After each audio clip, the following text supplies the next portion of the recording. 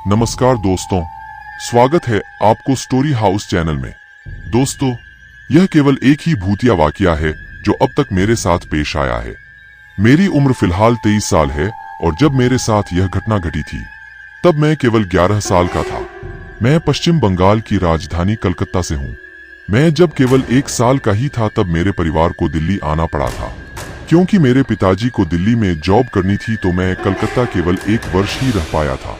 पर मेरे बाकी के फैमिली मेंबर्स और मेरे कजन्स कलकत्ता में ही रहते हैं। मुझे शुरू से ही भूत प्रेत और पैरानॉर्मल चीजों में काफी रुचि थी, पर मैंने कभी भी इन चीजों को महसूस नहीं किया था जब तक कि मैं 11 साल का नहीं हुआ।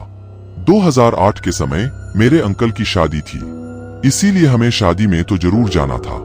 यह समय जून और जुलाई की गर्मियों के दौरान का था। चूंकि मेरी गर्मी की छुट्टियां चल रही थी तो बिना किसी चिंता के हम सब शादी के लिए कलकत्ता निकल गए। मेरे एक कजिन है जो उस समय 6 साल का था। वो मेरा काफी अच्छा दोस्त था।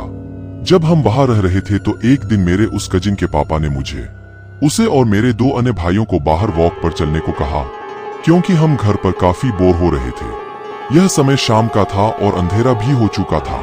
मेरे 2 भाई आगे की ओर चल रहे थे और वीडियो गेम्स और कुछ दूसरी चीजों के बारे में बात कर रहे थे, जबकि मैं और मेरा कजिन बीच में चल रहे थे और उसके पिताजी हमारे पीछे थे।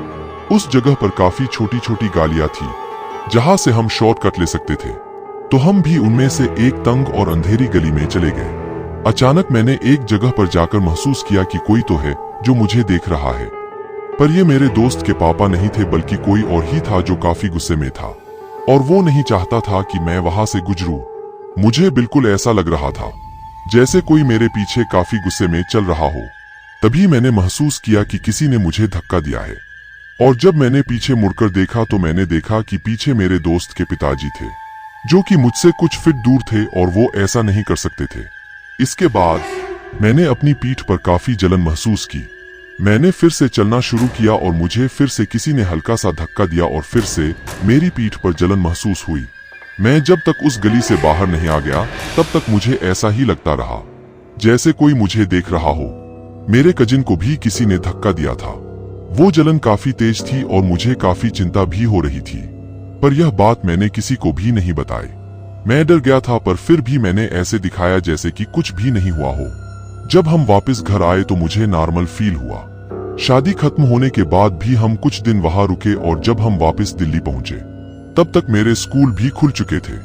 उसके अगले दिन मैं स्कूल गया और घर लौटकर जब मैं अपने कपड़े बदल रहा था तब मैंने देखा कि मेरी पीठ पर 3 लंबे नाखूनों से खुरचने के निशान थे। मेरी पीठ पर उस तरह के 2 बार खुरचने के सेट थे, मतलब कि किसी ने मुझे 2 बार खरोंचा था। जब मैंने यह बात अपनी माँ को बताई तो उन्होंने मुझसे पूछा कि यह सब कैसे हुआ है। तब मुझे उस गली के बारे में याद आया और सारी बात मैंने अपनी माँ को बताई तो उन्होंने मुझसे कहा कि जरूर यह कोई भूत या शैतान होगा जो काफी गुस्से में होगा।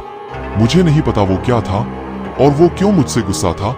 क्या आप जानते हैं तो हमें कमेंट कर बताएं। दोस्तों, आपको यह कहानी कैसी लगी प्लीज हमें कमेंट करके जरूर बताएं। हमारी और भी कहानियां पढ़ने के लिए वीडियो को लाइक और चैनल को सब्सक्राइब कर देना।